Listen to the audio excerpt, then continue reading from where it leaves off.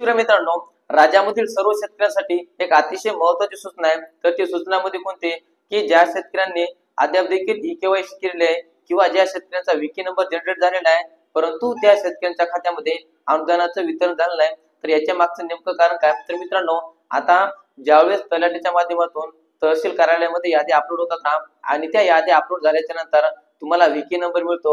आता विकी नंबर आला म्हणजे राज्यातील शेतकऱ्यांना वाटतं की आता माझ्या खात्यावर पैसे येणार आहेत. तर मित्रांनो, ही तुमची सर्वात मोठी चूक आहे. कारण की असे बरेच शेतकरी आहेत की ज्यांचा विकी नंबर जनरेट होतो, परंतु अद्याप देखील त्यांच्या खात्यामध्ये अनुदानाचं वितरण होत नाही. तर त्या अनुदानाचं वितरण का होत नाही याच्या संदर्भात सुद्धा एक महत्त्वाची अशी माहिती आहे. तुम्हाला गुगलवर जायचं आहे आणि त्या ठिकाणी गेल्याच्या नंतर पेमेंट स्टेटस दुष्काळ या साईटवर तुम्हाला जायचं आहे.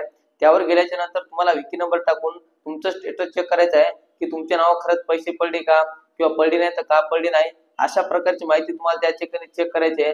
आता त्या ठिकाणी तुम्हाला दाखवलं जाईल, जर तुमचे पैसे पडले असेल तर तुम्हाला तुमचा अकाउंट नंबर, तुमचं नाव, ही सगळी माहिती तुम्हाला दाखवली जाईल. आणि जर पैसे पडले नसतील तर तहसील कार्यालयाशी संपर्क करा, अशी माहिती तुम्हाला दाखवली जाईल.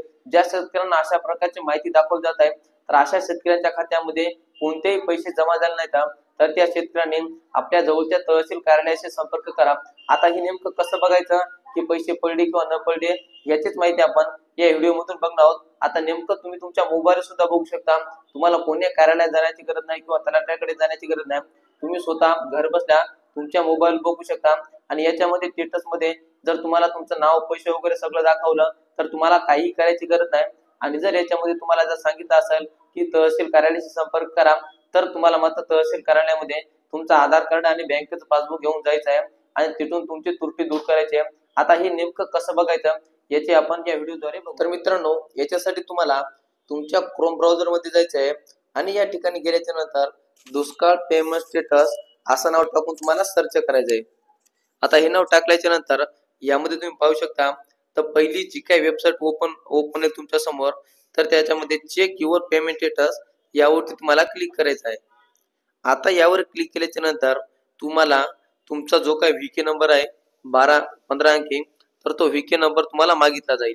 आता यामध्ये हा विकी नंबर तुम्हाला माहित नसला तर तुमचं जे काय तलाठी कार्यालय असेल तर त्यांच्या माध्यमातून तुमचा विकी नंबर तुम्ही माहिती करून घेऊ शकता किंवा सोशल मीडियावरती सुद्धा ह्या याद्या अपलोड झालेल्या आहेत, प्रत्येकाच्या व्हॉट्सअपला येतात, त्या ठिकाणी तुमचा नंबर घेऊ शकता.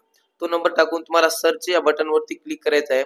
आता यावर क्लिक केल्याच्या नंतर तुम्हाला या ठिकाणी बघू शकता तुमचं गाव, तुमचं नाव, तुमचा संपूर्ण पत्ता, त्याच्यानंतर पैसे कोणत्या दिवशी पडले, कोणत्या बँकेत पडले, पैसे किती पडले, अशी संपूर्ण माहिती या ठिकाणी दाखवली जाईल.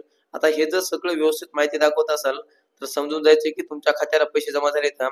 आणि याच्या ठिकाणी जर तुम्हाला दाखवलं असेल पेमेंट तपशील अद्याप उपलब्ध नाही, तहसील कार्यालयाशी संपर्क करा, तर अशा सर्व शेतकऱ्यांना आपल्या जवळच्या तहसील कार्यालयाशी संपर्क